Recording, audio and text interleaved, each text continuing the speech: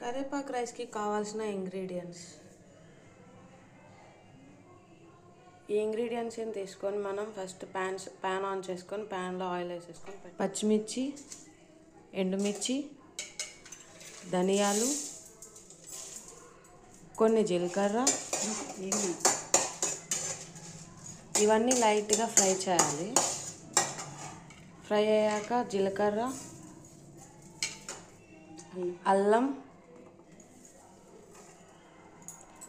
కరివేపాకు ఇవన్నీ లైట్గా సిమ్లో పెట్టుకొని ఫ్రై చేయాలి. ఇవన్నీ లైట్గా ఇలా ఫ్రై అయ్యాక దీన్ని తీసుకొని మనం మిక్సీ వేసుకొని పేస్ట్లా కరివేపాకు పేస్ట్ ఇలా చేసేసుకుని పేస్ట్కి కావాల్సిన ఇంగ్రీడియంట్స్ అన్ని మనం ఫ్రై చేసాం కదా, అది ఇలా పేస్ట్ చేసేసుకొని ఆ పేస్ట్ని మనం ప్యాన్లో వేసేసుకొని కొంచెం వేయించుకోవాలి. లైట్గా దాన్ని వేగించాలి.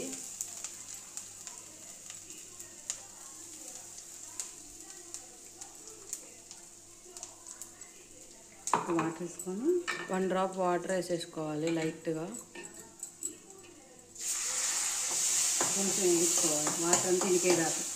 వాటర్ అంతా ఇంకిపోయేదాకా మనం దాన్ని అలా ఉంచుకోవాలి.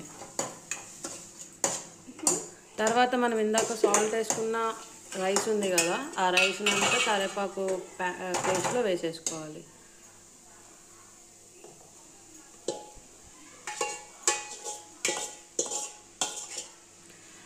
ఈ రైస్కి ఆ కరివేపాకు పొడి పట్టేదాకా మనం కలుపుకోవాలి.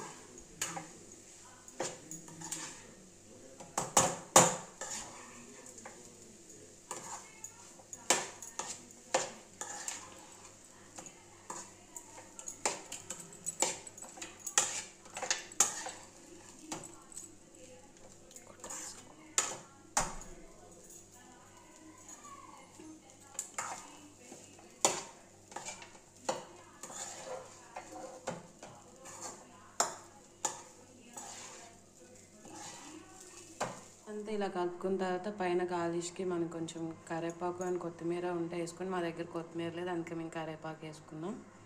Please like and share my channel సత్యాశక్తి.